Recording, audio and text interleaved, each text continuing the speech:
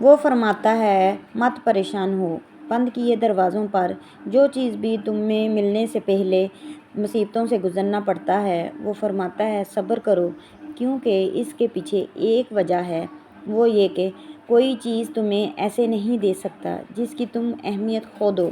اگر سب کچھ فوراً مل جائے، ہو بہو ویسے ہی مل جائے جیسے تم چاہتے ہو، تو تمہیں کیسے پتہ چلے گا کہ جو چیز اللہ سے مانگ کر اس کو منا کر ملنے کا مزہ ہے، اس چیز کا بنا مانگے یا بنا اللہ کو منائے مل جائے، اس کا تمہیں کیسے احساس ہوگا؟